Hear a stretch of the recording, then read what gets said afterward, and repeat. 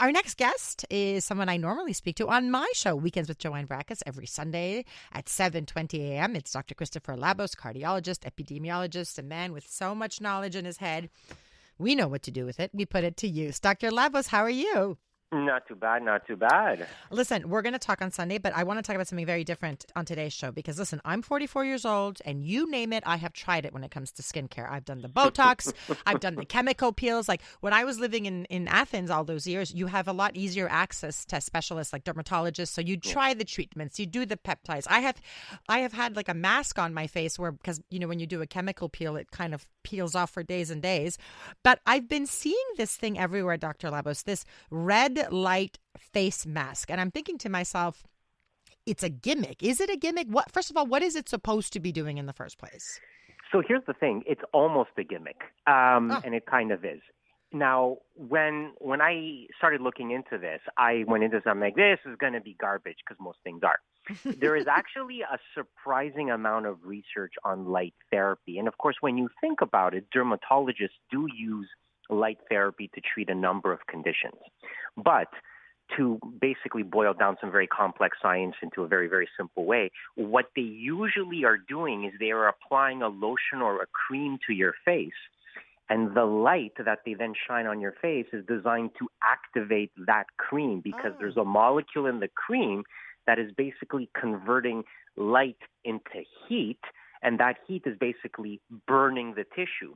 So if you had a superficial skin abnormality of some kind, whether it's a cancerous or a precancerous lesion, you could basically use it to burn that superficial lesion off of your skin.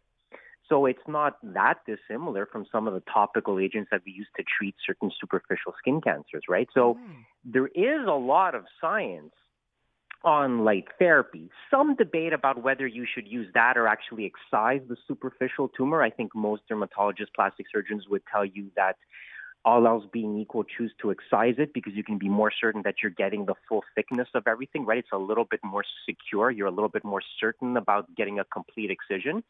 But you can use this as a treatment for a variety of things. It's just that all of the research is done about using the lights to activate the topical agent, the photosynthesizer.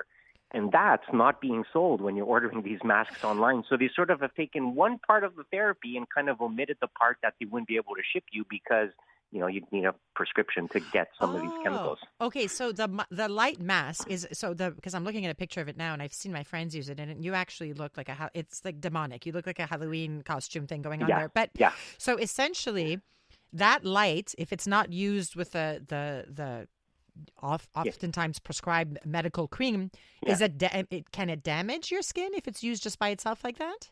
It's probably not going to damage your skin because it's just visible light. The only thing that it could potentially do is that if you get the light shine directly in your eyes, it could in theory damage your eyes a little bit. I mean, this is why people are always concerned about, with the laser pointers, like don't shine them directly in your eye, right? Yeah. So as long as you're not shining the light directly in your eye, it's probably not going to cause any problems. When they've done the studies, there have been mild side effects about redness, a little bit of burning on the skin if you use it for long periods of time. But it's really sort of the light directly into your eye, which would be the main sort of risk that people would be concerned about. Okay, so I'm really curious because because it is being sold, and I've heard people say like you won't need a chemical peel, you won't need your Botox, you won't need any of this. This is going to affect the wrinkles. You'll notice a change in your wrinkles. First of all, what do we know about sort of non-prescription treatments to actually get to correct? If I'm using air quotes because it's a choice, right? You choose to correct these things or not. So what do we know about sort of non-prescription things that you can buy online that they actually affect your skin? Because people are saying put collagen tape on your face, put the mask on. Does any of that stuff actually work? There is one over-the-counter product that is scientifically proven to decrease the appearance of fine lines and wrinkles, and you can buy it in every pharmacy, and it's often very, very cheap. And I'm about to tell you what that is. Please, tell us all. It's sunscreen. Oh, Dr. The best beauty product is sunscreen because all the photo damage that we associate as fine lines and wrinkles is due to the sun's UV radiation. If you put sunscreen on your face or wear a broad-brimmed hat like Audrey Hepburn or, whatever, that's really what's going to make the biggest difference. The sun is very, very damaging to our skin, and so much of our aging is as a result of sun exposure. And when they've done studies on this, on women and, wearing, sunscreen or not, women who use sunscreen tend to look on average about 10 years younger. Wow. Yeah. Wow. So that's the biggest thing. And of course, the way to conceal it is actually makeup. Like, why does everybody on TV and movies look beautiful? It's because they have professional makeup artists, because what you're essentially doing is you're covering the fine lines so you don't get those shadows on your face, which is what we're seeing. That's why there's so much effort put in on TV, right, about lighting and makeup and all that.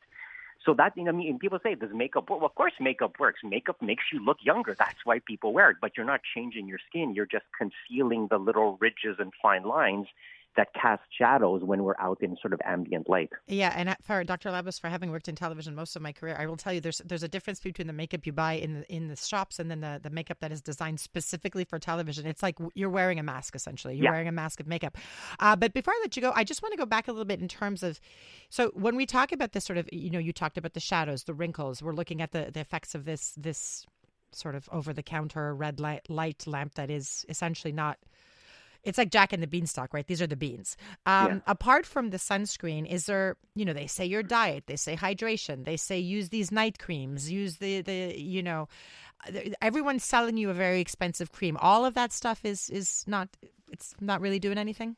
No, I mean, I heard somebody told me the joke once is like the beauty industry has the highest markups, second only to like the drug industry, right? Where, the markups on a lot of these products are incredible. In the end, you're basically getting different flavors of moisturizer. That's what pretty much all creams are. They're moisturizers with, people's own little proprietary twist on them. But, they don't really do anything. I mean, they're not going to prevent anything. They're not going to get rid of fine lines and wrinkles that are there. They will, at best, conceal them, and that's essentially what makeup is. You're just making me think about that one popular makeup brand, that the cream, I won't name it, but it's $400 for a little pot. And I've never bought it, right? Because I'm not that cuckoo bonkers, but I look at it and I think, what is in that thing? And essentially, you're saying it's all the same. Dr. Christopher Labos, remind people the name of your fabulous book. Oh, yes. Does coffee cause cancer? It doesn't. But if you wanted to learn about food myths and get some comedy along the way, it's a science book disguised as a romantic comedy. So you can have a lot of fun and learn something as you read it. A man of many hats and talents, Dr. Christopher Labos. You and we're going to talk again this Sunday on Weekends with Joanne Vrakas. Take care. Until then. I'll talk to you then. Bye. Seasoned gamer or just video game curious? This Week in Gaming is the podcast for you. We break down the latest in the world of video games, from basics to beyond. The hottest gaming news, insight, and industry leaders and more weekly. Join me, Naomi Kyle, and stay ahead of the game with all the latest updates, even if you're a total newbie. Stream This Week in Gaming on the free iHeartRadio app or wherever you get your podcasts.